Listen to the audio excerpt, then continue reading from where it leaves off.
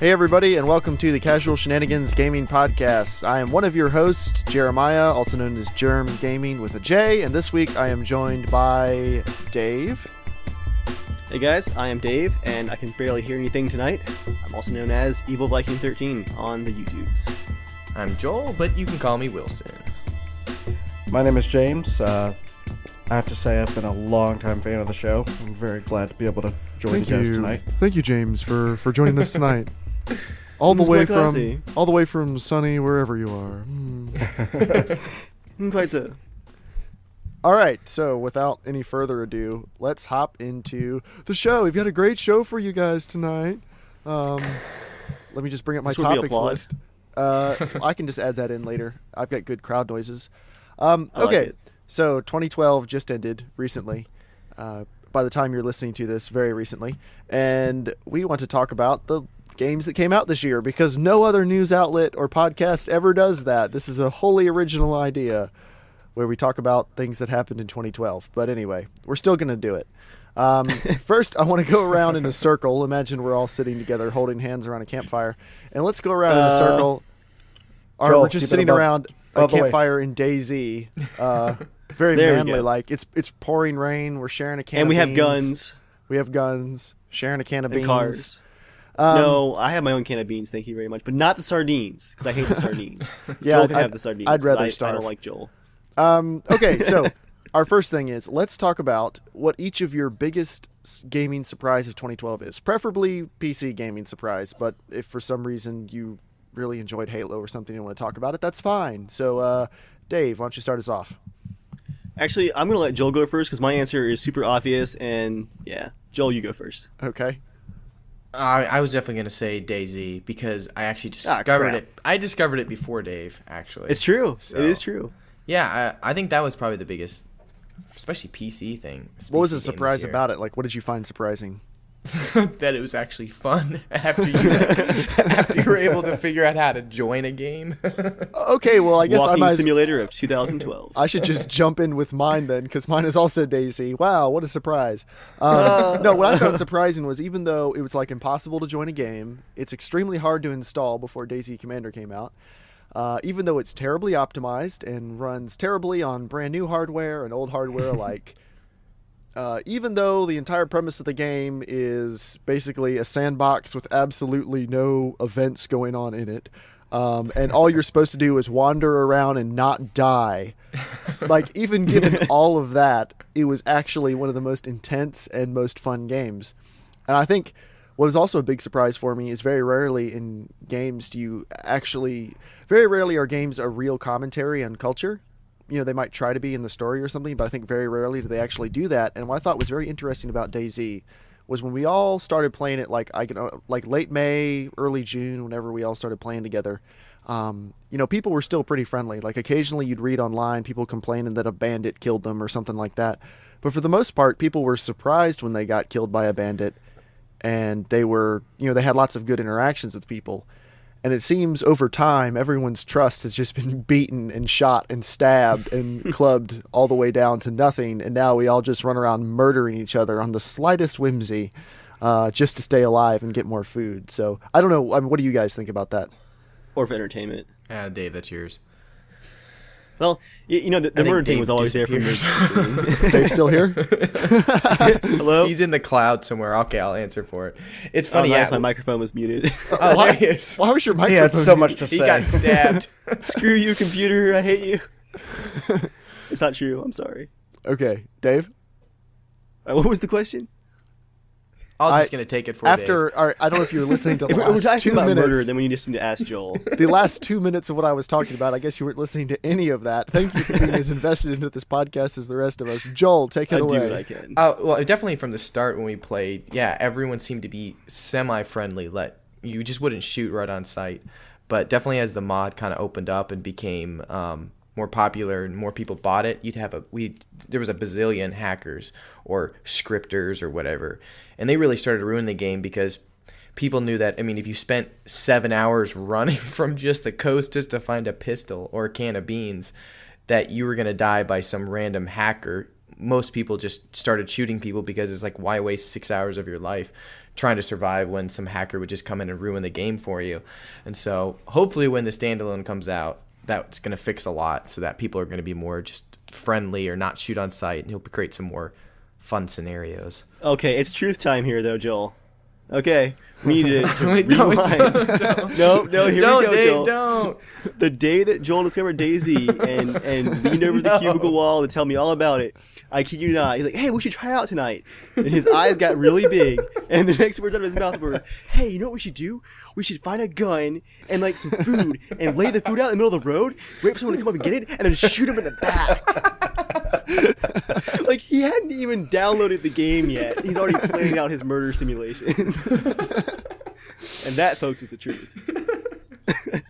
So I think from the beginning there was always when you have a sandbox and it's not real life, but it has options like real life, you're obviously not going to always follow what you would do in real life, because you want to kind of experiment, see what you can do, what the game would allow you to do. And even though we kind of tended to like role play and hide out in the mountains a lot, we still did some crazy off the wall stuff occasionally, just because you can. You know, it's a giant sandbox. Why not? Right. Well, we would get geared up and then go on like some crazy adventure, like the time that every one of Dave's subscribers knows about, where that moron Germ took the truck. I hate that guy. During the airfield raid and just drove it out in the middle of the open and was like, "Hey, everybody, murder me."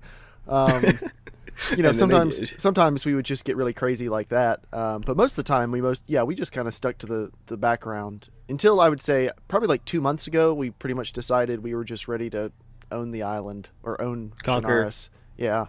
I definitely help push people in that direction of murder.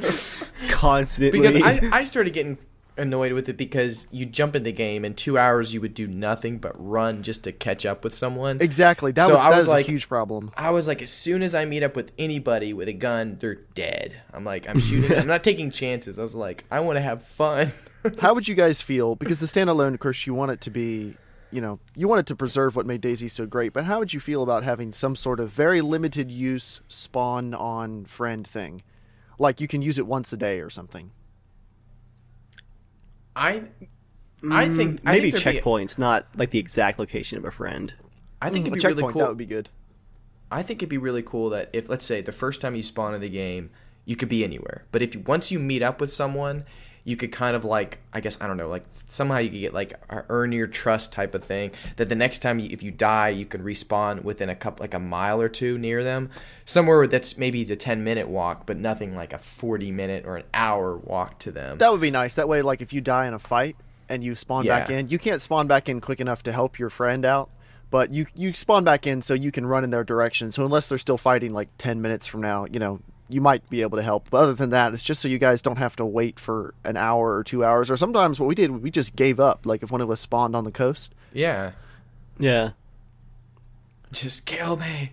I mean, okay, James. I got James the game, so he'd play it with me to give it a shot. This is before the what was it, the app? I forget, the DayZ Commander app that made things easy. How many hours did we spend, James? I was trying to just walk you through to get you into the game, and then tell me your first experience, James. Well, after spending hours getting the mod set up and finding a server that would actually connect, my first experience in DayZ was looking at a black screen. I'm like, what is going on? Like, is my video card dying? And I look up and I can see like a little faint star. So I figure out how to throw a flare.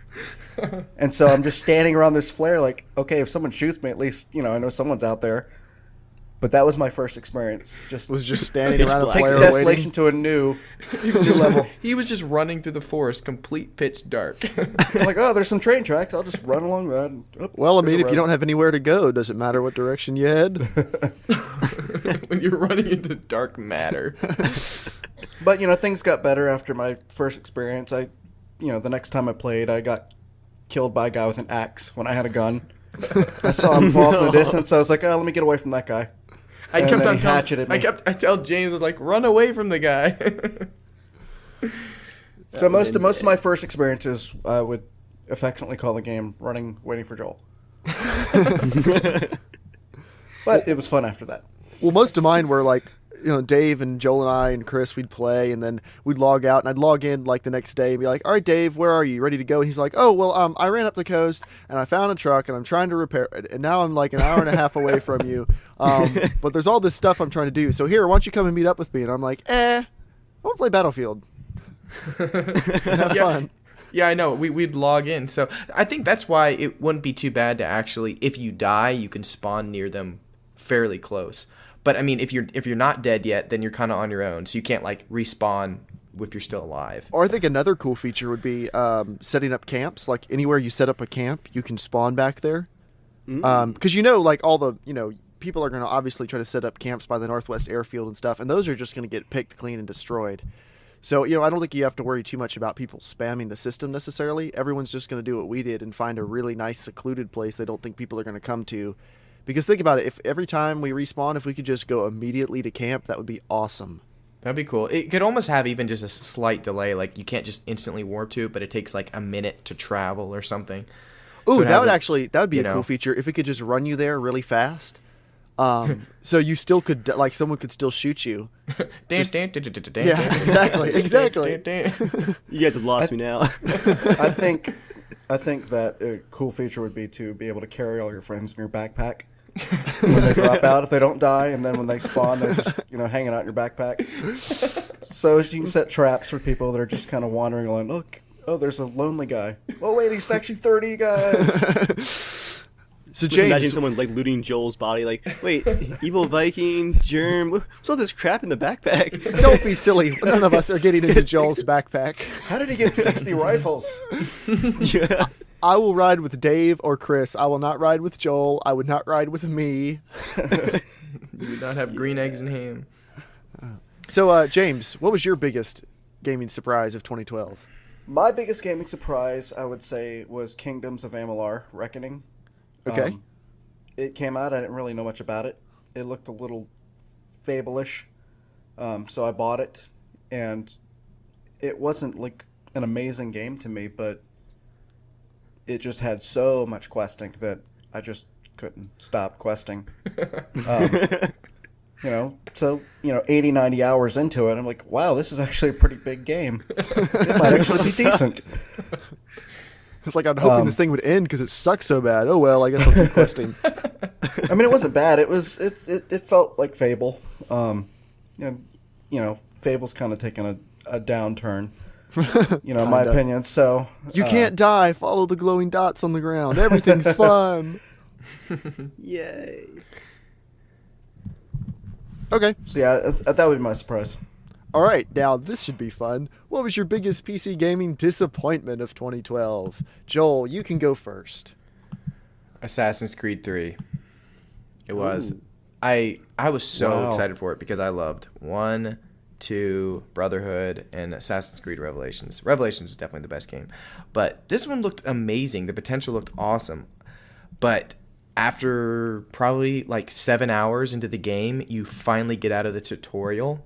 No joke. I was wondering. Okay, like, I played for like 5 2 or 6 hours, and I'm walking and around on a ship. I'm just walking around as some random dude on a boat because people might be mutinying. Now, I don't have anything against slow starts because, I mean, if we're talking about slow starts, Metal Gear Solid has cutscenes that are an hour and 20 minutes. Well, how many times did you play Oblivion from the beginning? I replayed Oblivion like 12 times to start. Oblivion's not a slow start. It is when you've done it 12 times in a row. What? It is when you've done it 12 times. Oh, that's true. But you can get to the front in like 30 minutes. You can get through the beginning. No, but okay. Thing is, I enjoyed the first 5 hours of Assassin's Creed. That's actually not the bad part. It was like, okay, it's a tutorial. I thought it was gonna be okay. This is gonna be epic. You're gonna have lots of stuff to do, and there was. But for some reason, the mountains, like, it made it more annoying to find where you needed to go because in the other games, you could point a direction, like in Vegas. Like I remember when I visited there, if you're in Vegas, you can see a building no matter where you are and say, I want to go there. If you walked right towards it, you could find it. So that, and like in the old Assassin's Creed, if you want to get to a place, you set a marker and just head that direction. So you can climb any building to get there. But in 3, you can go that way, but you might hit a mountain or some cliff that you literally can't climb. So you have to go around and stuff. So you kind of have to worry about where you go. And it kind of gets annoying. And then the main character is boring as crap and is a whiny baby. And it's just like, to end the series that's actually a really amazing story that's supposed to connect to the whole 2012 Mayan apocalypse thing. Don't tell me that. I didn't know that. Have you not played any of the games? Well, here's a spoiler. I played 1 and 2. The world didn't end. Yeah, the world. I guess the Templars saved us. Did you not play 1 or 2? I played 1 and 2. I didn't play Revelations or Oh, well, Brotherhood. it's in 2. Really? I mean, they mention it. There's the Look, lore. I'll be the lore honest. yeah. Anytime we got to like Spoiler any of the time warning. travel stuff, oh yeah, spoiler. Anytime we got to any of the time travel stuff, I was like, skip. Let me stab people, please. Same. See. I Yeah. like that. I like that stuff actually because it was actually a really interesting idea. But the story ended on a really weak character. I don't know how. And supposedly that character got like a Game of the Year award or Character of the Year. And I was like, there's no way. It was pretty bad. The ending, it ended so that there can still be more Assassin's Creed games. Well, but of course, it's an annual franchise. Yeah, I mean, and I want more games like that, but I was like, the ending was, I was really pissed. I couldn't believe I liked the other games. I finished every single quest and every mission. This one, I didn't do any of it. I just sold it back immediately. Oh man, Yeah, I was really disappointed. James. Whoa. We're on a big downer swing here. James, what was your biggest PC gaming disappointment or gaming disappointment? I would have to say DayZ. You're not welcome. Am I still on here, guys? Guys, can you still hear me? I need to stop. I mean, it can be DayZ if that's really how you feel. No, it's not. Although I have to say, Joel talked it up like it was the second coming of God. What was it? Joe. Hey, this is coming. My friend is the loot meister of all loot meisters. Well, besides Dave. But we love I have a we love condition, Fallout. Okay, we absolutely love Fallout. I think our friendship is bonded only because of Fallout 3 and Fallout New Vegas. And so I figured being able to play together and loot stuff would be amazing. But I talked about it way too soon because the game you could barely run, you could barely join a server, you couldn't find each other. So now if we played now, because we know the map like the back of our hands now, we would have a lot more fun. But now there's hackers, so it's like the worst experience ever. Darn it. So when the standalone comes out, we will try again. But, in gaming in general, there were a lot of disappointments, I think, this year. Obviously, Ninja Gaiden 3 wasn't Oh yeah, wasn't that of like the same caliber. wasn't that like a more casual game? It was really dumbed down. Not that being casual is bad. I'm not saying, oh, that wasn't super hardcore. But, if the series is built on making you want to scream and throw your controller, dumbing it down can I be an still issue. reserve that for Dark Souls and Demon Souls. Ah, I have still yet to try that. I do want to try it just because I want to see how ridiculously hard it is. Has anyone else played that? I have not. I think I have it. I think I picked it up in a Steam sale, but I'm not sure. No, I don't have it. I've got Darksiders. I keep confusing the two. Yeah, because I heard that the development on Dark Souls 2 or Demon Souls, whatever it's called, 2 is supposedly they're creating the first couple hours of the game to be really introductory for new players that haven't played the first one. So that's not like you die and it's like, oh my gosh, what kind of game is this? It kind of explains this game is really hard. It shows you how to play the game to expect it's going to be hard. And I think that's actually a good idea that still retains the ability to be, hey, this is a hard game, kind of like an old school NES game where it's like you die, it's over, which I think is fun. There's a challenge. That's why I like sometimes really hardcore 2D platformers that are ridiculously hard, where the new Super Mario Brothers games now are so easy to me. I don't buy them anymore because it's not even a challenge. But the Contra games, I like those because they're so freaking hard. And I like it. But Speaking of disappointments, what do you guys feel about, is it Warzy? Wait. I thought you were a big fan of the podcast. Oh, busted.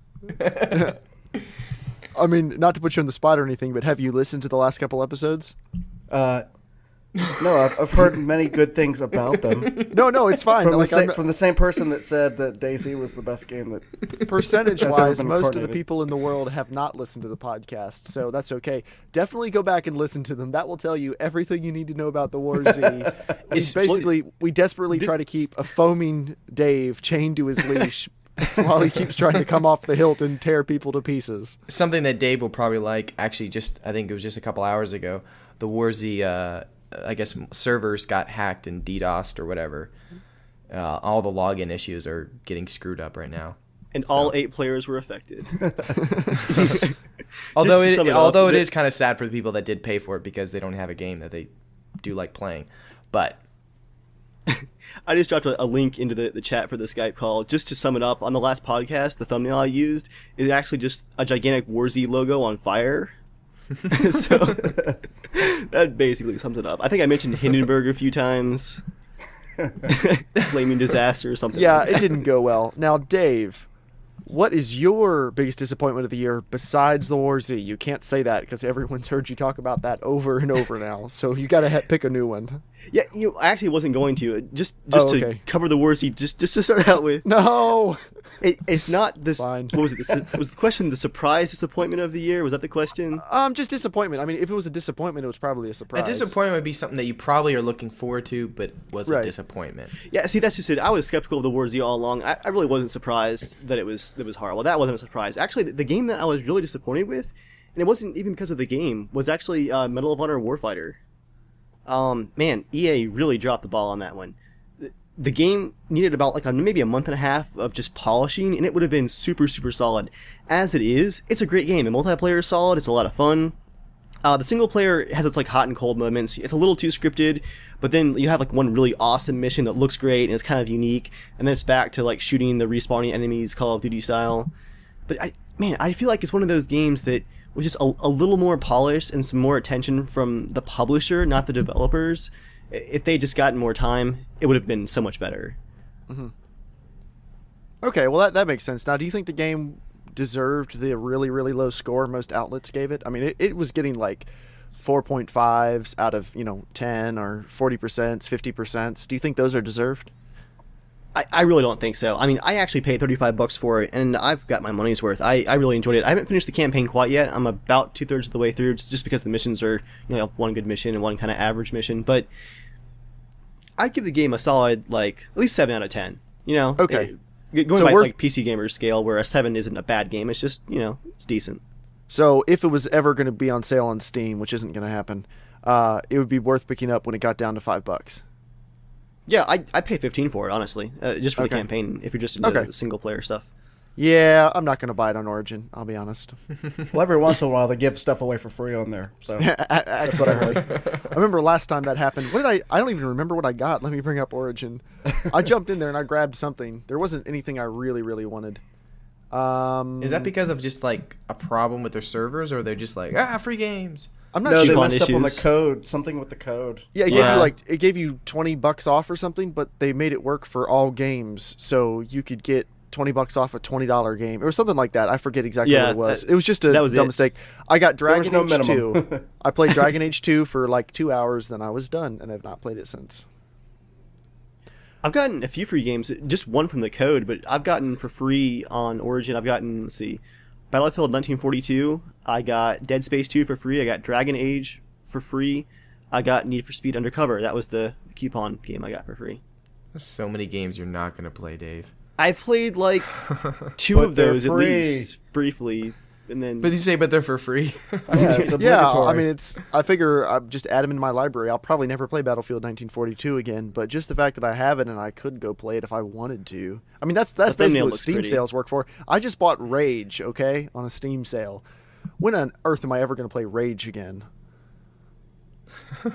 I don't know. You okay. know, Speaking I of actually disappointments, got- did that come out this year? yeah, it did. I think It did. Spring. Oh, No. I guess that. No, I think it was last year. It was late last Yeah, year. it was last November, wasn't it? I think so. Yeah. Ah, man, see, all right. Speaking of disappointments, I got that in October. Got it for $10. Played, according to Steam, 73 minutes. I love the graphics that looked great after all the patches. The setting was neat, but man, the game didn't suck me in at all. Like, it just, man, it didn't hook me. I may never go back. I don't know what it was. It looked great. The mechanics felt nice, but I just couldn't bring myself to care. For me, I actually enjoyed it after maybe 5 hours in. Like, I guess I was really bored and just kept playing. So you Like think having, it's worth like having a pushing through full-time job and 2 kids is reason to spend Right. wasteful time. But I'd probably pay $5 for it again. But after I got about 4 or 5 hours into it, it just, it started getting a little bit fun to do missions, and you actually got a little engaged in the story. Of course, as with most games, when you get to the ending's very non-existent. Open-ended, or That's a No, good. it was just congratulations, you won type thing. The kind of the stuff you see in the 80s and 90s, like old school games, where it's just like game Doom. over. It's like fantastic, thanks. My biggest disappointment of the year, and hopefully the flames don't rise too high. Last week, I think I angered some people by insinuating that Episode 3 was the best Star Wars movie. So here we go with another Burn the unpopular witch. opinion. Yeah. The Witcher 2 is my most disappointing game. Oh, screw Really? you. I have not finished playing the game. I've only played about maybe 3 hours. I will explain why. I am a Let's Witcher hear it. 1 super fan. When I started playing that game, I played it originally when I got my original gaming computer. So I had a single 9600 GT with a Q6600 quad core, not very fast. I could barely run the game on medium settings, and it was okay. And then, but it wasn't the enhanced edition yet. It was just the regular game. So the inventory system was just broken. The potions were broken. It was just bad. And then flash forward like a year or two later, or actually probably about a year later, I'd gotten a second 9600 GT, so I had a little more graphics horsepower. I was running SLI. They came out with the enhanced edition, and since I already owned the game, I got enhanced edition for free, so I decided to try it. And I installed it right before a winter break in college. And that's all I did that break. It was the one break I didn't actually work a job when I was home. I was just off the entire month. And I was playing like 8 hours a day, a lot of days. And in that game, it was just amazing. I loved the story. Like, I learned all the towns. I could run around in all the towns without a map. I actually ran around just trying to find items to get better armor and stuff. And I don't do that in most RPGs, mostly because they're so long. Like, I just don't really like grinding for stuff. But I ground for plenty of stuff in that game. I thought the story was epic. I thought the ending was awesome and set up the next game so well. So going into the second one, I probably had pretty high expectations, especially seeing like the trailers and stuff. It just looked amazing. And even running on medium to medium low, which at the time that's all my computer could handle when Witcher 2 came out, it still looked gorgeous. So I was really excited. And I don't know, it just didn't have the same spark that the first one did. And I was still enjoying it. I would still say it was a good game. I just didn't feel compelled to play it every waking moment. And I enjoyed it. It just wasn't, I don't know, it just didn't have the same feel to it. And I thought there were a couple parts that were a little annoying. Most notably the big spider things out in the woods near that town, the first town you get to. I thought it was just a poor gameplay device, because they were basically like the respawning guard outposts in Far Cry 2. You just always had to deal with them, and I really didn't like that. But the biggest disappointment for me was the game ended way too early. Like, we got to the final, I don't want to spoil it for anybody, but we got to the final area, and Dave, have you beat the game? Yes, I have. Okay, so you know which part I'm talking about. You get to the final area of the game, and everything's going awesome, and I honestly thought this was like a midway point of the game, or maybe setting up the third chapter or something. This was not nearly as long as the first game for me, and it just ended, and I was like, what?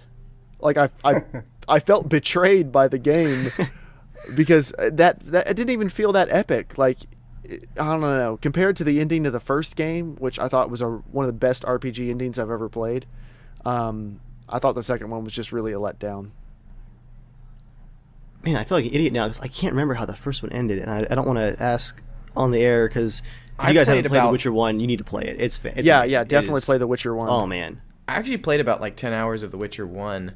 I have the extras, the special edition one, and I liked it. I really enjoyed it. But I got stuck at one part because, man, the game was ridiculously hard. It's brutal. But I hated the fighting mechanics though, because it's like does this like startup thing where you get into a rhythm, but then as soon as you break it, like you got to start all over again, and it just felt weird to me. Yeah, It it was a weird felt mechanic. weird to me. Like I liked it, but that part felt weird for me, and it was kind of like I don't know. And then the second one, I thought the controls were gonna be a lot better, but the controls felt really slow and delayed and kind of like laggy. And it wasn't my computer because I was running at like ultra basically, and it was running at a good frame rate. So, but I don't know. I just felt weird, and I just haven't gone back to it. The thing about that game is it looks more like an action game, but it plays more like a traditional RPG. And I think the combat is nice because it's not the click and wait while your guy does all the attacking, like a lot of RPGs, which I hate that. I can't stand that. At least it wasn't like that. But yeah, it could have been a lot more fluid, and I think I would have enjoyed it more. But over time, I just got used to it, and that wasn't a big deal. Yeah, I might have to jump back and still give it a shot. But I think it's You worth really it. should, The story is what keeps you there. The gameplay does get a little repetitive after a while, but at that point, the story is so good. At least for me, I was just totally wrapped up in it. So, also to anyone listening, Witcher Enhanced Edition, if you, by some reason you've made it this far and haven't played it, definitely go do that. If you like RPGs at all, or action games, or good stories, good music too. GOG.com. It's like $5 there usually. Yeah. GOG.com. Speaking of buying games, let's Wait, segue. wait. But I was going to comment on the Witcher 2 comments. Oh, I'm sorry. I apologize. Go ahead. You ruined my segue. My segue was I was trying to be all like smooth. You were all enthusiastic. No. All right, go for it. You dissed The Witcher 2. And actually, I have to say, I do agree with all your complaints. That was actually like all the bad points of the game right there. That you nailed it. But for me, I got really into it, and especially the game on launch was like a little bit rough in the beginning. Like the tutorial was like brutal. You could die so easily in the tutorial. It was just wrong. As bad as the bad parts were, like here and there, the rest of the game was just so awesome. I think I may have actually enjoyed The Witcher 2 more than Skyrim even. I loved it. Actually, wow. If I want more hate from the internet, I'm having a hard time getting into Skyrim. If you say you hate Fallout, I'll kill you. Oh no. Whoa. Man, a lot of violence, Joel. A lot of violence. I also hate Ocarina of Time. This is going to get awkward really quick. This escalated quickly. So Skyrim first. I have my Elder Scrolls creds, just so no one doubts me. I loved Morrowind, loved Oblivion. Oblivion, I've put easily a couple hundred hours into when I was in college. Like some days, all I would do is run around and just do alchemy for hours to make money. Like I would just harvest things, make potions, sell them, everything. Like I did every single quest, like or that I could find. I loved Oblivion. You're a drug dealer in Oblivion. That's funny. Most people in college, got part-time jobs to make some money. You ran around, did alchemy. That's cool. You were selling skooma. Well, I mean, so I was, needless to say, extremely excited about Skyrim. And for me, the beginning just didn't have the punch of the beginning of Oblivion. Like, okay, at this point, I'm going to spoil the beginning of Oblivion. If you haven't played the beginning of Oblivion, I'm sorry. We don't have to respect your feelings. It's been 7 years. Yeah, but like the beginning with the king's voice narrating and like flying over the kingdom with the music and everything. And, and he gets into it's the last hours of my life. And then it zooms into a jail cell and you hear guards coming and stuff. Like, I don't know. It pumped you up kind of from the beginning. That was a sweet setup. Skyrim opens with you on a wagon. A long wagon ride.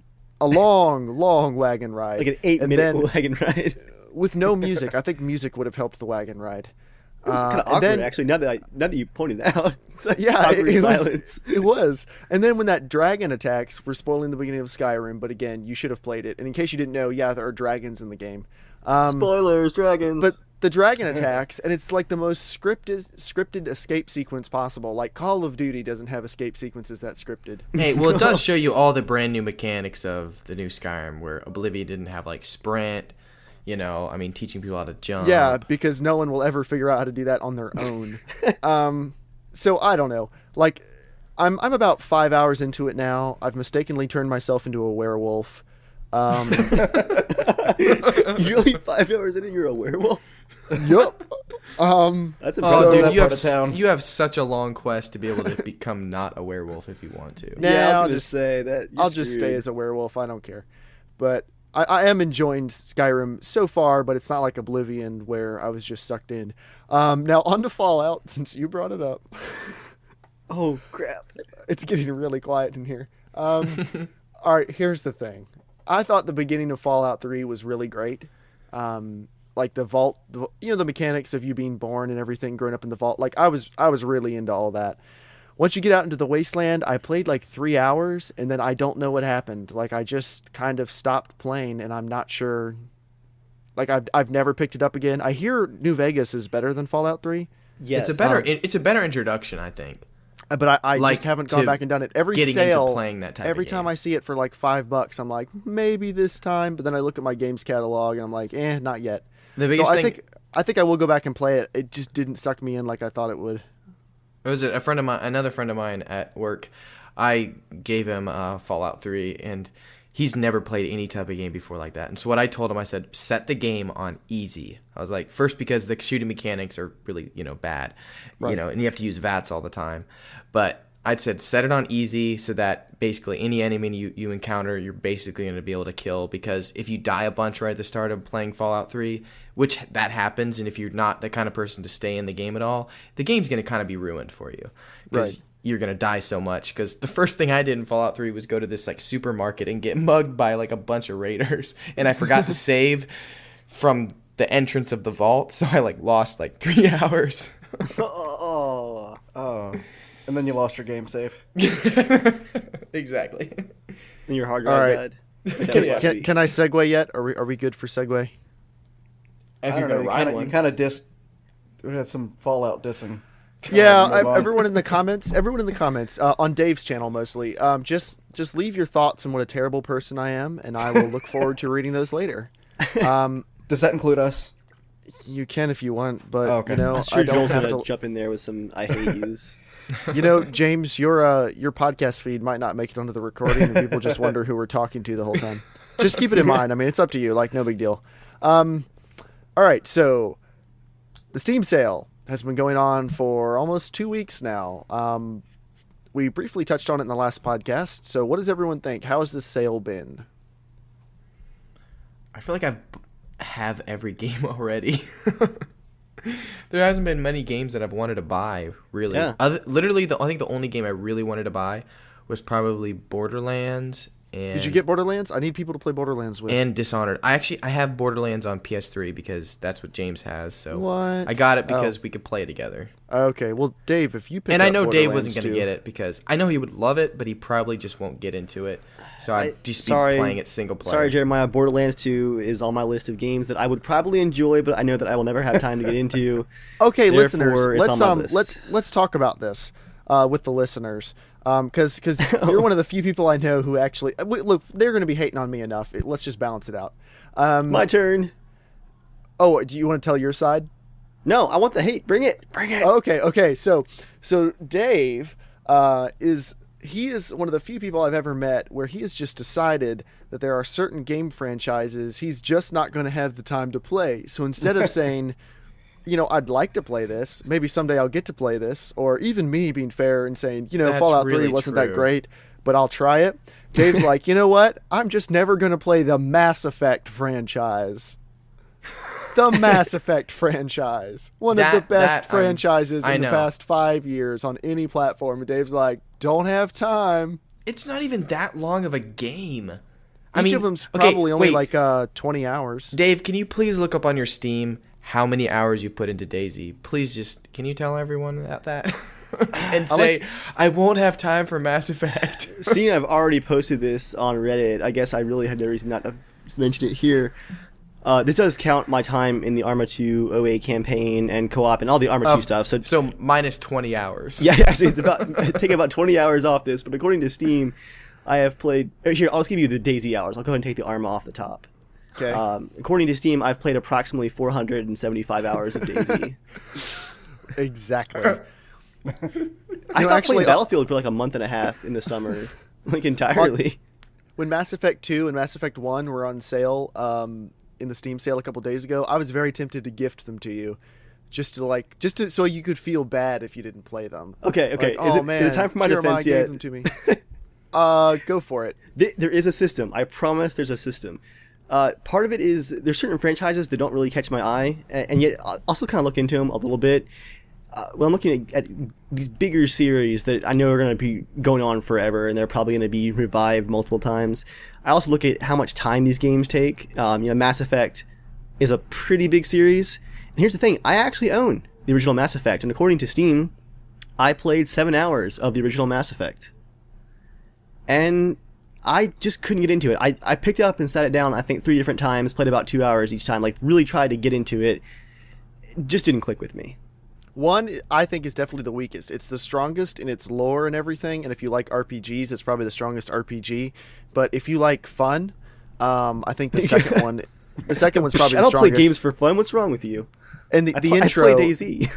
The intro of the second one, I think, does an awesome job pulling you in. I don't know about you guys who have played it, but I thought the beginning of Mass Effect 2 is one of the best game beginnings I've ever seen. And I thought that game was just awesome start to finish. I think Mass Effect 3 was pretty much awesome start to finish. It was a little bit tarnished by everyone complaining about how much they hated the ending. It just, like, by the time I got to the ending, I was expecting there to be something that I either would love or wouldn't like at all. So, that just kind of ruined the ending for me, hearing everyone else whine about it. Even though I did think it was a good ending. Bring on more hate. I thought it was a good ending, but I don't know. What do you guys think? Like, should Dave play these games? Did you make it to the Citadel in Mass Effect 1? Yeah, and actually I think that's where I stopped. Was I explored everything in there and then just decided, well, meh.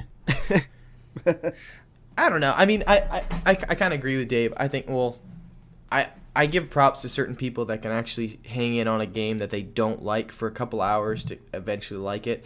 Like, James is trying to get me to play Knights of the Old Republic for many years, and I tried it probably twice before I actually really liked it. But I hated that's where I'm at with it. I hated it the first 2 times, because I spent 3.5 hours or 4 hours doing nothing, and I'm not a huge fan of the game where you click on someone and you just watch your character fight. I don't like that. But I stuck with it finally on the 3rd time through, and it's literally one of the best games I've ever played in my whole life, because the storyline was absolutely unmatched. There's no story in any Star Wars, any movie or anything I've seen that it was completely unmatched. That's what I keep hearing. And you end up loving the character development and how your character interacts, and still the action and the way you fight is still kind of junky and wonky and stuff, but all the choices you make and finding out things and the different twists and stuff like that, and how characters are affected because of your decisions, it's really awesome. I think it's way better than the Mass Effect series. So I'm right now playing through Sith Lords, and it's awesome. Hey, I just realized that I skipped 2 of our earlier topics talking about best and worst games of the year. Was that Dave's hatred for War Z and Dave's hatred for War Z? Do I get 20 minutes for that, right? No. We'll go back to that. We'll go back to that in a minute. Just real quick, we don't want to spend a lot of time on the Steam sale, but has anyone I don't know, personally I've been a little bit disappointed by this one. Yeah. And part of it's like Joel said, I feel like I own most of the games I want to play, but again, I don't know. It just feels like the deals haven't been that crazy this time around, and the real crazy deals have been on the games that are always on sale, like the Grand Theft Auto franchise or Knights of the Old Republic, or stuff that everyone already has if they wanted it. I think I've got a good example. Oh, good. Nope, Joel first. I was just gonna say it was a really long sale, was it not? I can't believe it's still going on. I think that's also why it's the shorter sales seem to have really ridiculous sales, where these long ones, I don't know how we can actually really complain. It's just first world problems. Oh, I know. Oh man, I don't have this game to be able to buy. There's games that I want to buy, but I'm I have them already. Why am I buying these? I would prefer the Steam sale if it was 3 days of just craziness. Yes. It'd be cool if there was a ticker every 5 minutes. There's a new game up in a flash sale or something. I wouldn't sleep. Just go nuts. Exactly. If they want to make some money and have people talking about it, that's how they should do it. All right, yeah. Let's bounce back to the original topics that I forgot. Well, go ahead. What? I'm sorry. I forget about Dave tonight. You know what, Jeremiah? Is there a personal issue tonight? Is it because of the Witcher 2 comments? Best not forget about Dave. I was gonna say on the thing about the sales not being that great. It seems like even the prices haven't been fantastic. The 2 games that I've gotten on Steam, the 2 main ones, I got Sleeping Dogs and what was the other one? I'm Alive. But I got them from Green Man Gaming. I got Steam codes from there, and it was like 25% less than what Steam had them for at Steam's best prices. Just seemed like Steam just was kind of behind the curve on this one. Yeah, well, of course, they're activating on Steam, so it's not like Steam's not making money. But yeah, I want to also made it weird too. Like, sorry, what'd you say, James? I have 3 issues with the Steam sale. Number 1, I'm still exhausted from buying in the summer. Like, I'm buying, stuff that I don't even play, but it just looks good in my list. Yup. Amen. It looks good in the list I don't share with anybody.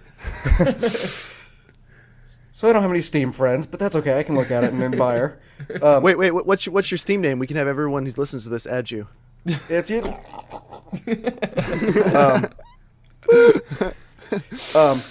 Like you said, everybody else is having sales right now. Right. And, I look on Steam, it's like, okay, it's $5. Oh, wait, there's a 30% off coupon on Green Man Gaming, or Gamersgate's got a sale going on, or Amazon, and it's just, there's just such a saturation of things on sale. And, like you guys said, the prices really haven't been that great to where I've just felt like, jumping on it. Yeah. With the Humble Bundles giving out so many good games this year, it's like, I just bought that game for way less than you're selling it on here. Not that I don't, donate money. I just donate a little bit of money. Exactly. So yeah, a combination of being just worn out from like the gluttonous buying. I'm worn out from summer. Just stop. My checkout button finger is tired. I feel a little gross with myself, so I want to be able to look myself in the mirror, so I had to tone it down a little this time. PayPal keeps trying to enact fraud protection and stuff. Like, we think someone's stolen your account. Did you really mean to do 400 transactions? All right. $2.99 each. Dave, are you ready for me to leave you now and move on to a different topic, or There's got to be will a you better be way to hurt? say that. All right. So another topic we were supposed to cover back when we were talking about our best surprise and biggest disappointment. What was each person's personal game of the year? This may be kind of a no-brainer for some of us, but what was your personal game of the year? Let's start with James. Like I said, my biggest surprise was Kingdom AMLR, and with being really busy, finding time to play a game, it takes a lot for me to actually do that. Right. So being able to put, I think I put like 80 hours into it when it was all said and done. Just exhaustive side questing. I really enjoyed it. The story wasn't amazing. The graphics were nice, but it weren't amazing. But it kept me just connected the whole time. So I think it was my favorite experience. Dave? Man, what am I going to answer? I wish I could think of something that I really enjoyed playing this year, perhaps for Joel? 475 hours. Yeah, Joel, what do you think? Yeah, definitely DayZ for Dave. I think my absolute game of the year this year is going to go to, on the PlayStation 3, Journey. That game was absolutely unforgettable. Hey, I I love played that DayZ. But That's what I hear. That Now was that that was one of the most emotional, connecting games I've ever had, because if you ever get a chance to play the game, I will let you borrow my PS3 to play it, because it's such a great game. It's really short. It's maybe 5 hours long. That's it. But connect it to Wi-Fi, because it allows you to play with another person. But you don't voice chat or say any messages or text or anything like that. But the other character will join you through this whole entire journey, and the whole game actually reflects what life is like along the journey of life. And it was really good. Towards the end, I was actually getting emotional, because I was like, this is really good. This is better than a lot of movies I've watched. I'm one of the things I'm most excited about. I got a PS3 for Christmas. I used to have one, then I sold it when we moved, and then someone gave me a used one for Christmas. And the biggest thing I'm looking forward to playing is Journey, because I've been hearing about it all year from people, and hearing that I need to play it. So how much is it? It's $10? Something like that. Yeah, It's usually 15. You can get it on sale quite often. Okay. All right, I'm not like a PlayStation Plus member or anything, so Because I really like I'll the sit down game and buy it. Limbo. If you like Journey, definitely play the game Limbo. They're I very, have Limbo. I haven't played it yet though. they're very similar type experience type games. where, Have you know- have you played Heavy Rain? Oh No, my gosh, I have Heavy not. Rain. I think I played that this year, and it technically, I mean, it didn't come out this year, but I think that would be one of my top ones too. Just, it's such a different, engrossing experience. Did I play this year, or was it last? I think year? that was this year.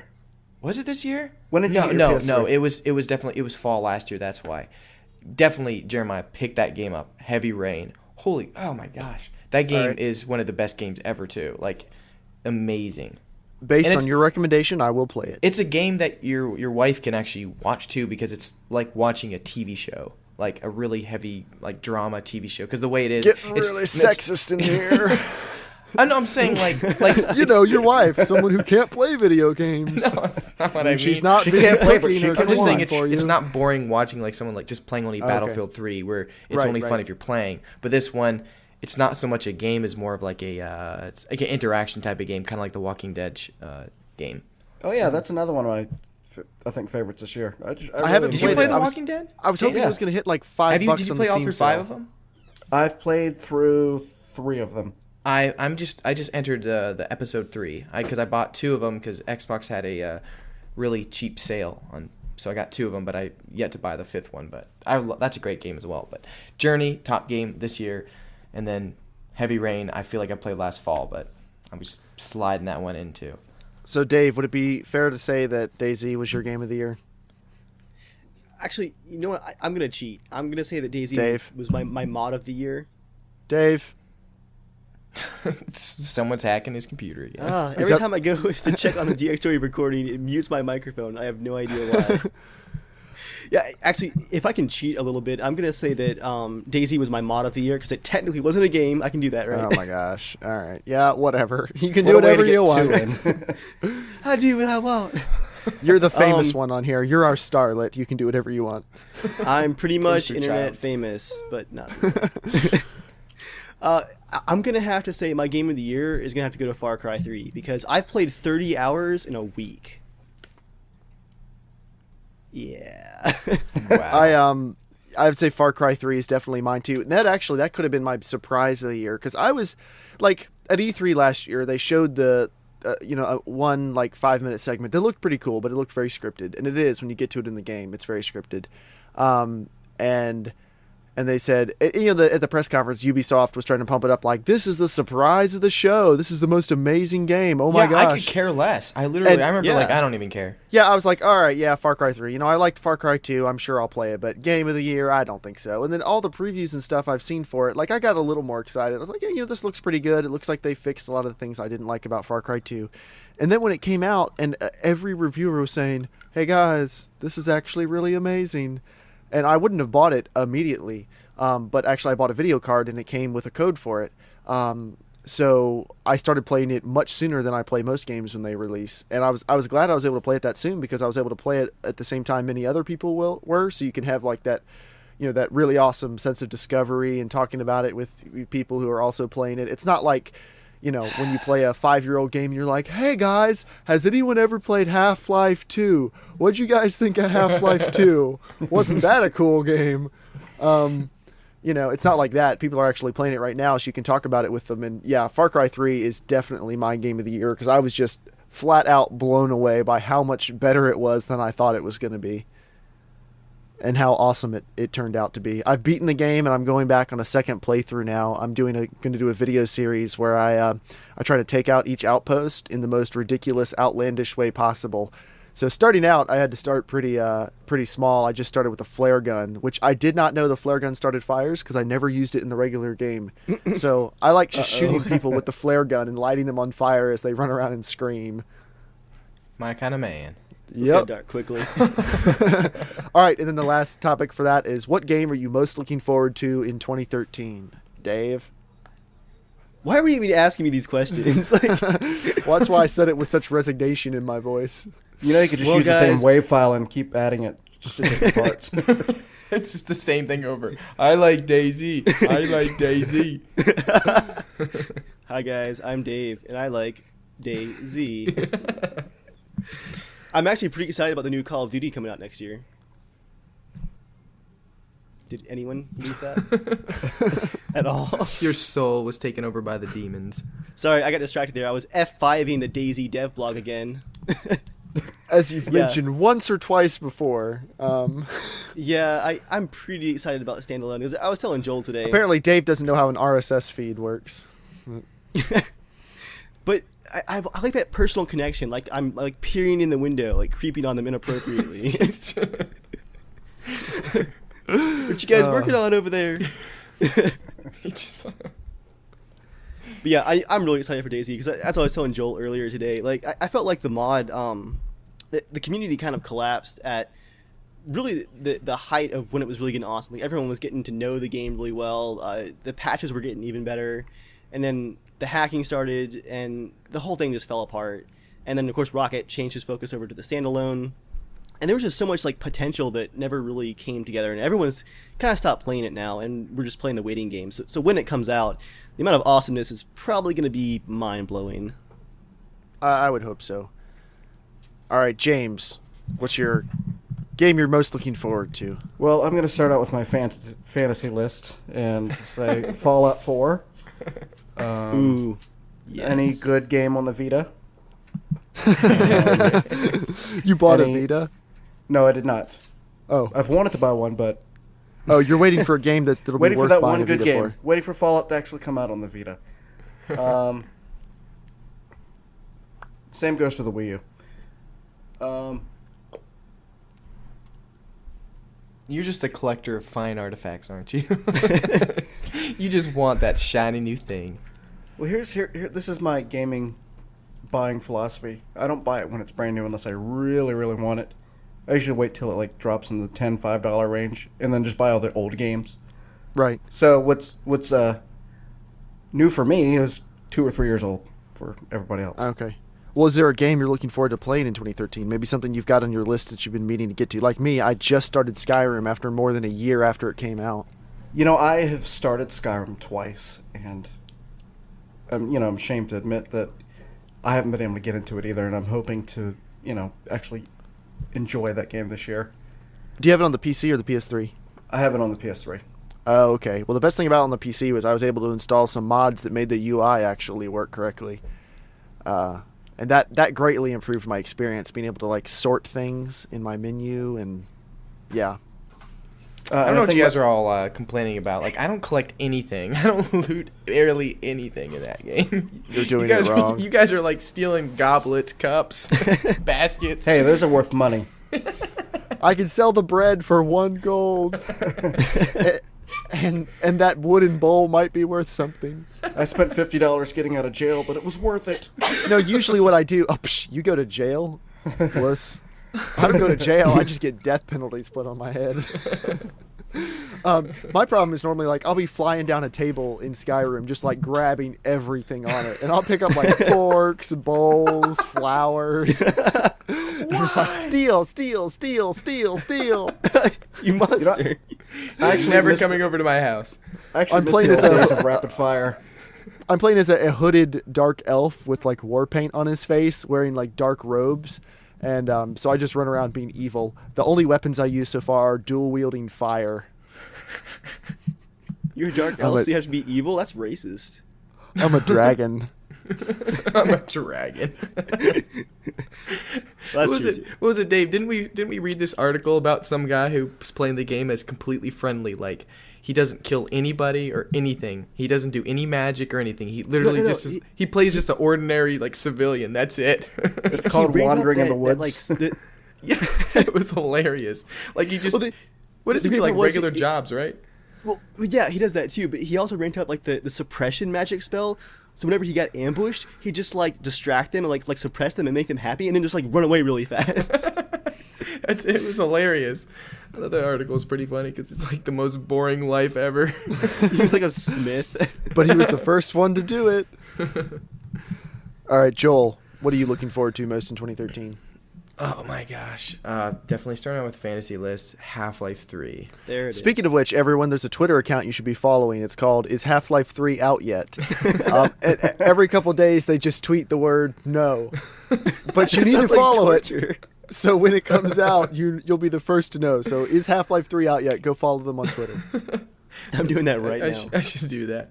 No, definitely Half-Life 3, Fallout 4. But I think games that I do know that are going to be out next year. Yeah. Let's limit it to games that are actually coming out. BioShock. And that have been confirmed that they exist. BioShock Infinite. I would think I would probably say BioShock Infinite too. I haven't been that excited up until very recently. The new footage that released, I'm thinking unless that's totally scripted and not indicative of regular gameplay, like if that is fairly representative of actual gameplay, that game could be amazing. If you remember the original gameplay teaser for BioShock 1, it's pretty much exactly the same the way how BioShock Infinite is. I think it's going to be mind-blowing awesome. Hopefully. Because the first E3 footage they showed was back like 2010. Like early 2010. They showed off BioShock Infinite. And the game has changed a bit from it, but this one scene that shows where the woman like does this like time slow thing and like opens up a new dimension, and it shows them on a street. And there's a movie theater to the right, and on the sign it says Star Wars Return of the Jedi on it. And then it closes up again. And I was just like, okay, you got me from there. I'm like, that just looks so awesome. I'm like, I don't know what's going on, but I'm like, that idea is awesome, that this giant bird, this robotic bird, like protects this woman from birth, and you're not really sure why. And I'm like, I just love it. I think it's going to be awesome. I would have to say another game I'm looking forward to is the next Battlefield game. Because I don't feel Battlefield 3 was really a sequel to Battlefield 2. I would see it more as a reboot of the franchise. Just because Battlefield 2, when it came out, there was no Modern Warfare. There was no big Halo multiplayer. Like Halo 2 was starting to take off, but it hadn't totally captivated like it would for the next couple years after Battlefield 2. So Battlefield 2, like it was, I don't know, it was a big multiplayer shooter, a multiplayer only shooter in a time when there weren't very many big multiplayer only shooters, and multiplayer hadn't become like the go-to thing for a shooter,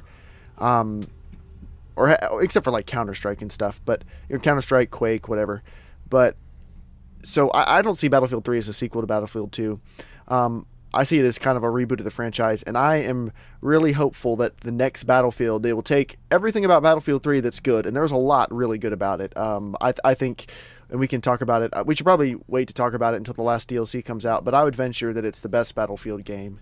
I want them to take everything they learned about that and then bring it on to like next generation hardware for the next generation consoles. Seeing if they can push the Frostbite engine more, seeing what they learn, or Frostbite 2 engine, seeing what else they learn, seeing if they'll bring back the perks we really want to have. I feel like it could be an absolutely amazing game, and I would prefer it if they just ditched the campaign altogether. Yes. I played No the one campaign all the cares. way through on the first day, and I was like, well, that's done. And I've never touched it again. I did enjoy co-op. I would like more co-op missions. I thought those were fun. But, basically multiplayer only would be my preference. So we'll see what happens. But, yeah, I'm really, really looking forward to Battlefield 4 or whatever it is. Even if it was like Bad Company 3, I'd be excited for that too. But I don't see any reason for them to do that. I think they should just take what everyone loves about Bad Company 3 or Bad Company 2 and roll it into the next Battlefield. All right, we've been going for about an hour. So do we want to move on to a couple of other topics, or do you think we ought to start wrapping up? I know I want my For a while 90 here. seconds. We're 90 seconds. We're conversational. I mean, we can just talk about this. Slightly. Numbers. I don't think we're hurting anyone's feelings. Like, of course we love doing the podcast, but, we can always save a couple topics for next week that aren't really time sensitive. Well, Does anyone have any thoughts? Let me throw out my two, because I didn't think of these beginning this part of this. Beyond Two Souls, the people who do Heavy Rain. If yes. you've seen that trailer, I totally forgot it's that's so coming out intense. And if you've played Heavy Rain, you know what that developer's capable of. That and Last of Us. I love Totally the forgot about that game, too. post-apocalyptic world, and Naughty Dog's a great developer. So pretty excited. That's about true. those. That's true. Those should both be really awesome. So much good coming this year. And still I'm a possible excited. Half-Life 3 announcement. And Fallout 4. And actually, as much as this is going to make me sound like a bleeding heart, hopeful, dying in the middle of the streets going, maybe this time it'll happen, I believe. They're working on a new Source engine. And it makes sense for them to debut it on the next round of consoles, which will be coming out in 2013. So, this wouldn't be a bad year to debut it. I know. Or also with the Steam box they might be making, it could be a big year for Valve. So I mean, if they're going to be launching a new flagship engine, I can't imagine any other game they'd launch it with other than Half-Life 3. But I don't know. We'll see. Every year I tell James, I'm like, it's going to be Half-Life 3 this E3. Watch the whole E3, everything, no announcement, and he just crushes my soul every time. I really want the game to come out, but I also thoroughly enjoy listening to the whining afterwards. Well, does Valve even have a press conference at E3? They had one back in 2003. That was the last time. Yeah, so unless they've got a press conference precedents. scheduled, I wouldn't get that excited. It'll probably just be Gabe tweeting out, "Oh yeah, Half-Life 3 going on sale next week, $15." $15. It's probably and it's free. open world, 800 square kilometers. You need a revolution against the Combine. Yeah, and in each house within the game is your very own console to play any other game you want for free. All right. I want to believe. So I believe now it is time. Oh, Dave, while we're doing Joel's thing, can you bring up that listener mail that someone sent in to you? Yes, I can do that. Okay. Joel, 90 seconds. Go. Okay, this is not. Oh, wait, hold on. I got to I gotta go quick. Hold on. This counts This is against your time. 90 seconds with Joel, where Joel talks about something for 90 seconds.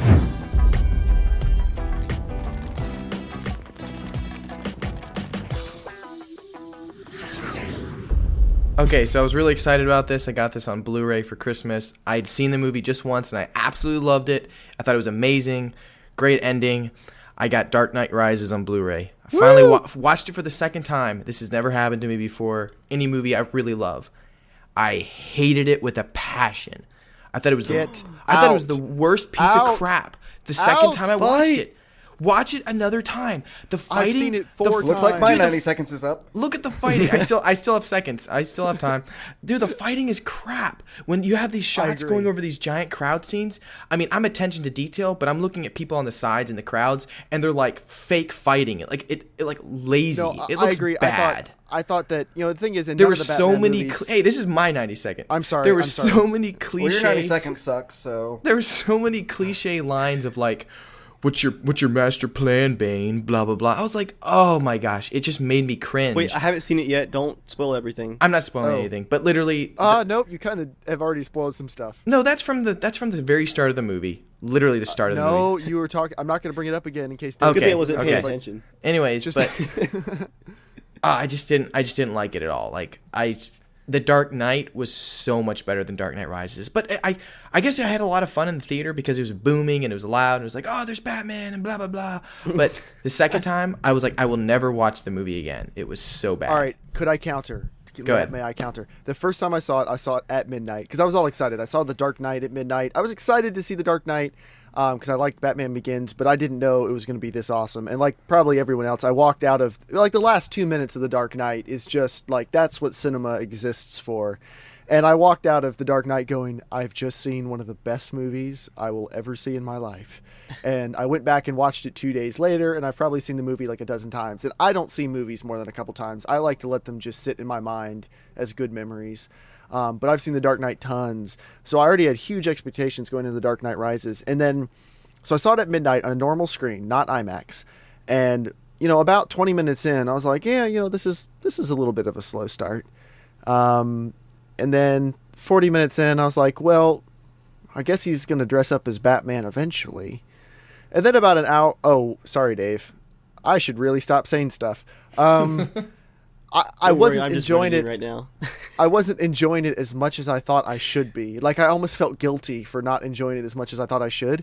But then about 2 weeks later, my wife and I decided to go see it again. She really loved it.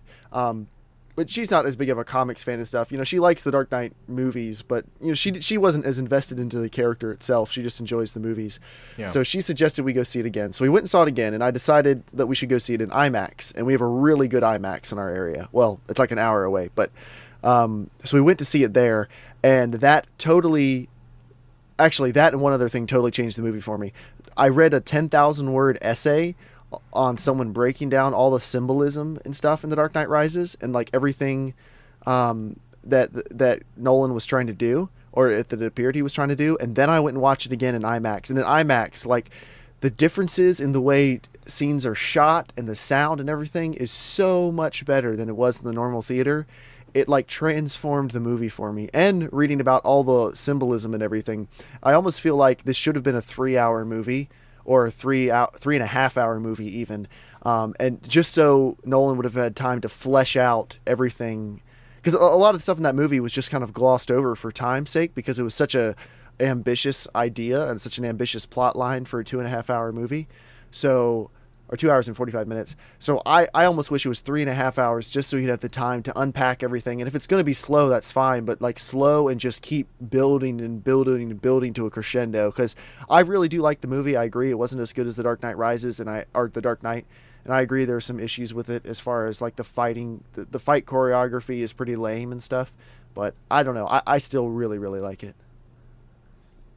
I'm really actually glad you do, because I was like, I thought it was such a fun ride in the movie, but I guess now just picking it apart. The thing is, on Blu-ray, I hate the fact that I wish it would just keep the cropped widescreen the whole time, like it's typical like a Lord of the Rings widescreen, but because it was shot in IMAX, the movie keeps flip-flopping from like the Lord of the Rings type of widescreen to just regular 16:9. By Lord of the Rings, do you mean 2.39 to 1? Yeah, I always forget that ratio. It's always like that. Yeah.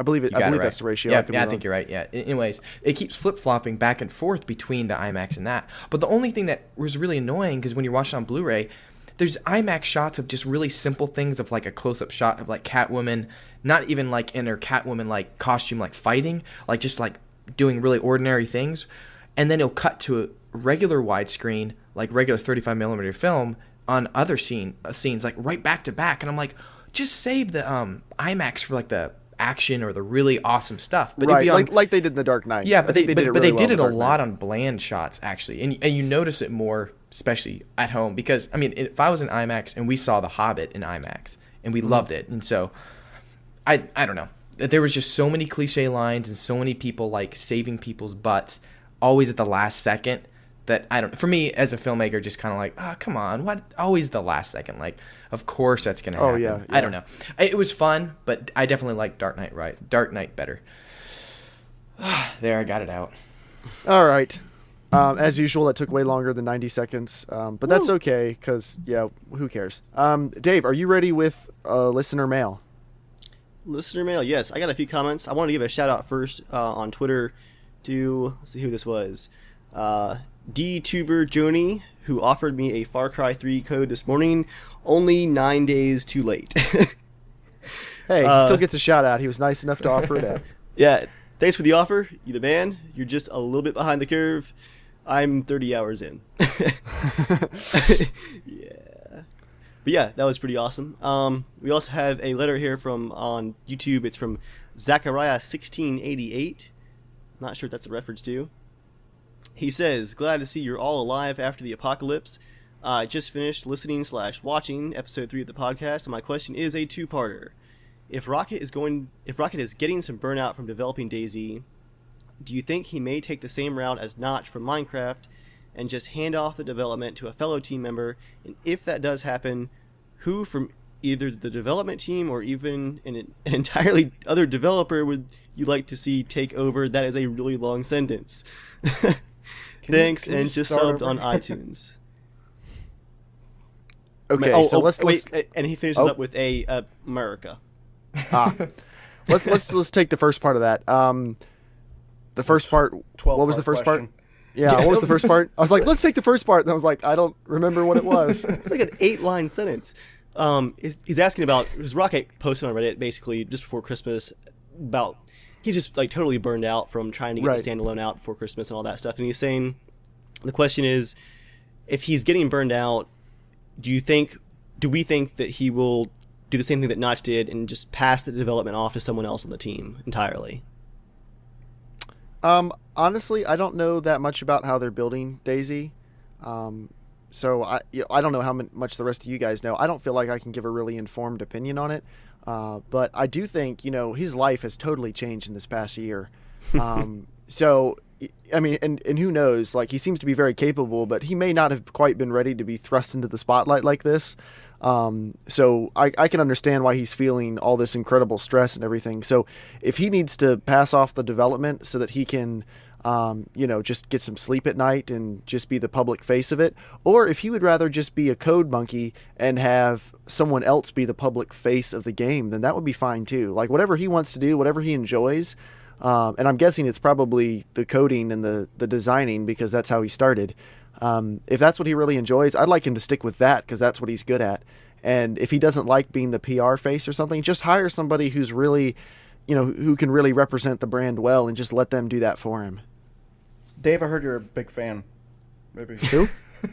Maybe you should consider doing that. I think I've heard of this Rocket guy. Maybe I should Google just to make sure I get this right first. I think Dave really needs to send his credentials to work for that guy. It's actually on my list.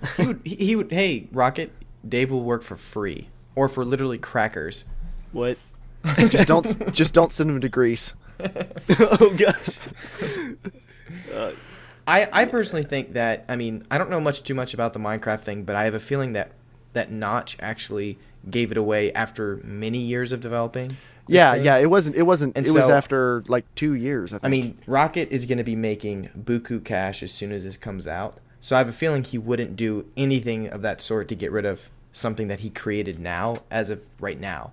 I could see definitely down the road after once it becomes really stable and the game is, DayZ is known for such and such and such, X, Y, and Z of that kind of gameplay. Once that's kind of solid, which is basically Minecraft right now, is the same kind of thing. They keep on adding new things, but it's never going to be that much different than what the core game is. So I think once the core game becomes solid, I think he'd be totally up for letting, whoever his really good staff is, to keep continually updating it, not changing it that much, but not right now, definitely not right now, because there's no way for him to hide from the limelight now, at least not for a while, not until the game is like selling like hotcakes. Right. I may actually have some insight on this. I know everyone's shocked, but someone, I wish I could cite this, but I don't have the interview on hand. Someone has actually asked Rocket already what his plans for the future are. And from what I remember from the interview, he does already have some ideas for the future. But right now, DayZ is like his super protective project. Like, this is his baby. He's in this really unique situation where he got this super popular idea that he was not expecting. Everyone loved it. He thought it was going to be too hardcore. Everyone loves it. He now has a team of his own. He has total control over the project as far as creative design goes. He has no publisher insisting that he makes it more friendly. It's apparently going to be unrated, so it could have some intense disease stuff that maybe might not fly on Walmart shelves. So stuff much like that. Pooping. And possibly cannibalism. Don't forget the cannibalism. Oh, Joel's gonna have a field day in this game. I know, right? We're gonna see some dark stuff from Joel in the next 6 months. You guys just wait. But yeah, it sounds like he is already thinking about the future. So I wouldn't be surprised if maybe as early as next fall, once the project has a really solid foundation, his vision's in place, it's pretty far along in development, and he feels like it's going in the direction that he wants it to, he may go ahead and turn development over once he's sure that creative vision that he's had from the beginning is still going to be there. Right. Yeah, that would make sense. I mean, So for the sorry. I mean, go I was ahead. just saying, if you really think about it, imagine all the stuff now he's literally spawned.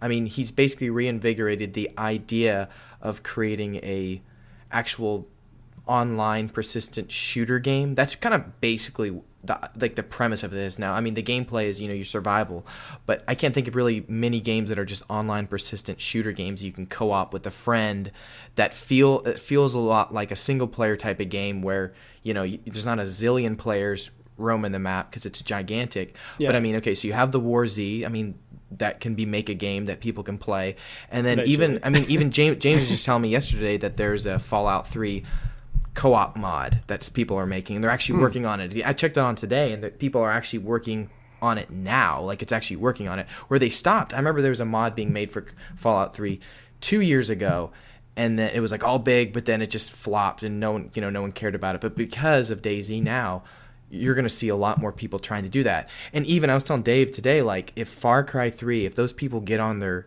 their acts and come out with some DLC that says, hey, you can have 4-player co-op in Far Cry 3 open world, that would be very competitive to DayZ for me, because it'd be such a fun game to drive around vehicles. I mean, you have the game basically set up. Somehow include online to jump in with your friends and just run amok on the island together, or open up to a lot more people. I mean, there's so many games now that you could add it to. Like if Fallout 4 could do that. I mean, I'm just saying, I think even the people at Bethesda could be like, wow, DayZ actually works. People actually would want a game like this. Why don't we add co-op to Fallout 3 or Skyrim or something like that? So he's created an absolute brand new genre, like Notch, pretty much. Notch has done for Minecraft, of all the clones, that are, I guess not really clones, but games that are now similar to the kind of building type of game that Minecraft is. Now there's a whole brand new type of game called online roaming open world games. All right, so what's the second part of the question? If he does turn development over, what person from the development team would you want to take over, or which outside organization? Is that correct? Yeah, that's correct. I mean, who are the other people in the development team? I don't want to sound like a jerk. I don't know who they are. Like, I don't really know anything about them. I have no clue. They kind of stay out of the limelight.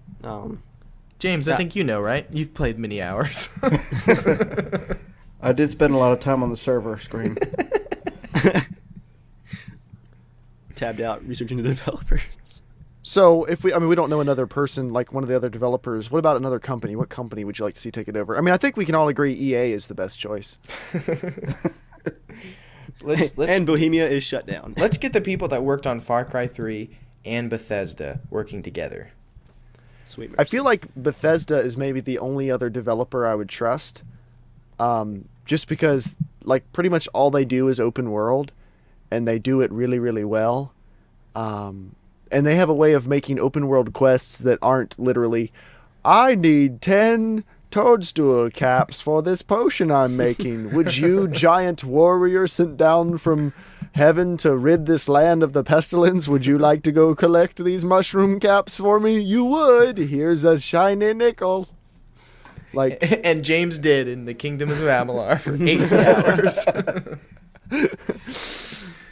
I mean, whatever works for you. But yeah, I don't know about you guys, but I think Bethesda is maybe the only other PC-centric developer I would trust to do that. Ubisoft Massive. They worked on Far Cry 3, and they also did World in Conflict and the Ground Control series. So they have some pretty long PC roots. I would definitely trust those guys. What if he just handed it straight over to Warzy guys? Don't say it. Oh my gosh. Oh, poor Dave. I think I blacked out for a second. What happened? Yeah, Dave, what would you do? Like, honestly, what would you do if that's what they announced? He Like, they were wouldn't play merging it. the two. That would What be- if they were merging the two games away? He would have to, though. Dave I can't would go this definitely long. try it. I would definitely Exactly. try He it. can't go this long and be like, well, I'm just going to quit on principle. Like, he'd cry. He would feel ashamed. He would scream, "Don't look at me," when people walked in the room. Yeah. He would like tab out to some like inappropriate website when someone walked in the room just to hide the game. Watching like My Little Pony, you tapped out. That's where I'm not. He'd be like, "What you doing?" Just watching anime. Yeah, but Dave is totally going to play it. Like, it could come out and it could basically just be a gardening simulator. and Dave will be like, well, guys, I don't know about you, but this has just been amazing. Speaking of gardening, there is actually... I can't remember if this was confirmed. I think it's on the semi-confirmed list where Rockets just said that, yeah, we want to add this at some point eventually. There will be gardening. Poop can be used as fertilizer. You heard it here first. Disease fertilizer. I'm not sure how this works. No, poop is totally good fertilizer. If you bury bodies into your garden, it'll help grow the tomatoes a little No. faster. Not if So they're zombie dark. bodies. If they're zombies, I don't think you should do that. Just seems like a bad thing. Technically, they're infected, not zombies. So, listeners, if you would like us to be very rambling and long and not really answer your question, you can also write into the show at casualshenanigans@gmail.com or tweet at casualshenaniga. That's right, no N, casual shenaniga. Or send a message to either YouTube user Germ Gaming with a J, that's me, or Evil Viking 13, that's Dave. Send us a message if you'd like to be included on the podcast. And we like listener mail. Occasionally we have interesting questions. So yeah, that would be really good. Dave, do you have a comment of the week prepared for us? I do have a comment of the week, guys. This is where I pick a random comment, usually something completely out of context and possibly inappropriate, and I run it through a voice synthesizer, and then we listen to it, and it's funny, and we laugh about it. So here's the comment of the week. I prefer the natural stuff. Grin smiley face. prefer the natural stuff. I literally, DA. I prefer the natural stuff. Grin. What was the context? I think we deserve to hear context. Okay, someone was talking about adrenaline on my DayZ helicopter rescue video. Oh, I was talking about how bandits are important. Okay, I posted a comment in the comment section of that video talking about how bandits are important even if you're not one, because they add to the adrenaline rush and the scariness and the suspense of the game. And then someone randomly commented, you can inject adrenaline intravenously, but be careful because you can get addicted really bad. And then someone a few days later replied to him and said, I prefer the natural stuff, grin smiley face. What does that mean? What does that mean? Apparently he likes to murder people to get the natural rush. I really have no idea. Yeah, I don't know. He likes to That inject just makes me feel adrenaline from weird. other people. My hands feel unclean. I don't know. All right. Oh yeah, real quick before we go. I just want to tell everybody, just in case you didn't know, like obviously you can listen to the podcast on either my channel or Evil Viking 13's channel. And you can also subscribe to it through iTunes. Now, iTunes, if you want to listen to it as soon as possible, like if you just have to listen to it now, iTunes will always get it about 12 hours before the other two channels, just because as soon as I have the audio, I can push it out to iTunes. Whereas for the video, it takes me like 4 hours to upload it and stuff like that. So Like 10 hours to edit it. Freaking hour of video footage? Ain't nobody got time for that. yeah. So if you want to listen to it first, go on iTunes. If you listen to us on iTunes, or you can subscribe via an RSS feed, which is in the description of the podcast, rate us on iTunes. I've rated us. I don't know if anyone else has, but if you wouldn't mind rating us, we'd appreciate it, because that actually can move us up in search rankings so more people can see us. So if you do enjoy the podcast, please go give us a rating. If you don't enjoy the podcast, you can also give us a crummy rating. I mean, you don't have to, but like if you really want to, you can. You can give me a crummy rating on my YouTube channel. I take all the scum of the earth onto my channel and collect it. It's true. I thumbs down his videos regularly. Boundless MP on YouTube. Boundless MP. Be warned. But yeah, does anyone have any parting shots before we go? We just took a few at Joel, technically. Wounded. No, our sound effect of the week. I do want. Oh yeah, we forgot to talk about that because you still haven't given away a gift, so we should. We'll do a new one. I didn't give away the game because no one guessed the sound. Boo. Yeah, I know. We thought. Do you still have the sound effect, or I can't play it right now, but I will drop it into the podcast right here. All right, so that was the sound effect. No one guessed it, or no one wrote in saying they had guessed it, and the prize was going to be I was going to buy you a game from the Steam sale, up to $10, your choice. Given that the Steam sale is almost over, that may not work for the new sound. So, Joel, what was the old sound? In case it people was didn't a guess it. sound from the original NES Legend of Zelda. And what was the sound? I believe it was the sound of the hearts going out, like basically you're dying, I believe. Can you replicate it? I'm trying to find the link again. I don't have it right off the bat, but we can add it in there. We'll play it. We'll play it again. We'll play it. But yeah, it was from the old original Zelda. I'll send you the link, James. All right, so do we have That'll be fine. But no, we will come up with another sound effect because Jeremiah, you still need to give away your prize. I do need to give away a game, but since I don't think we're going to have enough time for someone to, by the time this goes out, people aren't really going to have a whole lot of time to get a request to me before the Steam sale ends. So I think what I might do is just buy a game and I'll just have it, and then whoever guesses, I'll just send them the gifted code. Surprise! Demon Souls! Well, actually, I was going to read out. Let's see what you guys think. I'm just looking through some options here. Bastion, always a good choice if no one's played Bastion. Civilization 5. Football Manager. Not Football Manager. That's too expensive. Knights of the Old Republic. Let's see what else is on here. Grand Theft Auto franchise, the whole Grand Theft Auto 4 franchise. That could be pretty good.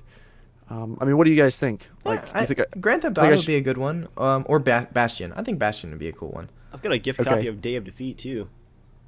For Ooh, anyone stuck okay. in 2007. So yeah, I will buy something on Steam. Just get your request to me as soon as possible, and I will buy you a game of some sort. At this point, you may not have a choice. It may just be whatever I decide to give you. But please guess whatever this next sound is. Let's pick a slightly easier one. Do you have an easier one for us, Joel? Yeah, but I got a good one. Okay, what is it? All right, so any last parting shots before we go? We talk a lot. We do talk a lot. We talk for, oh my gosh, I just looked at the time. This is going to be almost like an hour and a half long. This is nothing compared to the Star Wars podcast that sometimes I listen to. Yes, I'm a nerd. But they're like freaking 3 hours long. I like long podcasts personally. Here, this is another question we can ask people to comment on the post or send us tweets or stuff. What do you guys think? Long podcasts or shorter podcasts? Like over an hour, under an hour? What do you prefer? Because, I mean, we could, honestly, we're used to playing together. We could probably sit and talk for 4 hours and still be making fun of each other and not running out of things to talk about. But that doesn't mean anyone wants to listen to it. So, yeah, let us know if you would prefer a shorter or longer podcast, because we could do either. And would they prefer an all Joel podcast, 5 hours nonstop session? No one can handle that much, Joel. Where Joel just reads from his diary. Written in pictures and symbols. Day 10,654. Thank you, Mom, Sometimes- for making me a PB&J. Sometimes I feel like the voices are getting closer, but then I yell at them and stand in the bathroom and cover myself in Lysol, and it's all okay. You had that memorized so quickly. Or you just kind of whipped that out of nowhere, man. Or out of Yeah, somewhere. that's what people say all the time. I just whip it out of nowhere. All right, that's all for this week, folks. I'm sorry. I was just remembering that Battlefield game we were playing last night, Dave. Oh gosh. Do you mind if I tell that story real quick? Well, this is pretty good. I was Okay, not so this is expecting this. for whatever reason. I don't know if another game's servers were down or something, but all of the 13-year-olds were in Battlefield 3 last night in chat. It might have been because of Christmas double noobs. XP. Christmas Oh yeah, noobs. Christmas noobs. So people were getting so mad in the chat. So there was this one guy. I was his gunner for the chopper. He started piloting, and he was a colonel, level like 10 or something, and I'm a colonel about the same level. So we both obviously have played the game for a while, and we flew. This was on Karg Island. We were flying across the map, and we come across a tank, and we shoot at it. And I'm gunning. I shoot at it. We don't kill it. He keeps flying. He takes a couple hits. He flies near the Tunguska. The Tunguska wipes us out because he's flying like 50, 80 feet above the ground, not ECMing. And he types in the chat, "Nice gunning." So I typed back something slightly snarky, and he told me to shut up and go stuff it. So I just started trolling in the chat. And there was this one guy on the other team who was so angry. He's like, guys, capture D. What are you doing? What are you doing? Go to D. Everyone go to D. We have to capture D. And I just typed in the chat, all caps, "Guys, he really wants the D." And And then the rage just like Unfortunately- quadrupled. Like it was like a rolling snowball. It just kept getting Yeah. worse from there. things didn't get better from then. But, yeah, Christmas noobs, really fun time. If you haven't played Battlefield in a So little join while, us in this is Battlefield 3 Xbox Live style. this is a really good time to hop in because apparently your mom has been there for quite some time, if you know what I mean. This is according to everyone else. I'm not saying that. I'm just saying based on what Finally, everyone Jeremiah else is does a saying. mom joke. It's about time. No, You've it been wasn't playing a mom games with Joel joke. For how long? And you just did a mom joke finally? I don't believe in mom jokes. My mother is a wonderful person, and I just can't. I just couldn't endure any mom. I jokes. do believe in moms. I do believe in moms. All right, and with that, we are going to end, I think, after an hour and a half. We're going to just wind this terrible runaway train down to a grinding, screeching, pitiful, sagging halt. I'm sure YouTube's going to appreciate this 8 gig upload to their servers that they have to 8 archive gigs, for all just eternity. upload it in standard def. No one's going to be like, "Lou, let me watch this in 1080p." That's 2 only hour- 720p is 8 gigs for 720p for an hour and a half. 2 random hours of Dave running around in some game playing something. But it's so crisp. I've been pulling the crappiest footage like that I've been saving for months. For like, what am I ever gonna use this footage for? I know. I'll put it on the podcast. Dude, let me just record footage of me just doing nothing, just eating sandwiches for like 2 hours. If you want to send Just it to webcam me, footage. I'll use it. If you really want to send that to me, we will definitely. I'll do. I promise. Like, I'm not just joking. I will. That'd do be a that for great Easter podcast. egg. Yeah. Oh, I will. Send me. Find send Joel me in a the video. podcast. Find Joel in the podcast. All right, that could be a future contest. We're not going to use that for a contest yet. But yeah, Joel, you send me 2 hours of you doing nothing, and I will use it for the entire podcast. I promise. All right. And with that, I've said this like 4 times. I think this is really going to be the end. James, thank you for joining us. Do you have like a Twitter or a gamer tag or anything that you want people to follow you on to play with you, or do you hate everybody? I pretty much hate everybody. Single players. Cool. Way All right, bye, cooler. James. You're never coming on again. It fits in We so will- well. We will insert a better answer later, right? Nope. This is it. I only edit out the very worst of things that Joel says. Go follow or go. That's a lot of subs- editing. Well, you know, I make a lot of notes. Oh. I've got like these post-it notes I keep filling. You do up. know Joel well. Oh, yes. Go follow Dave on YouTube, youtube.com/evilviking13. Go follow me on YouTube, youtube.com/germgaming, germ spelled with a J, Jerm. That's a really dumb spelling that I regret every day. And go follow Joel if you want nothing game related, but you just want to lose your faith in humanity. At Boundless MP, everything on there is totally serious. And don't go follow James because he does not like you. My doors and are with that, locked. Thank you, everybody, and have an awesome week, and we will see you later. And we're sorry.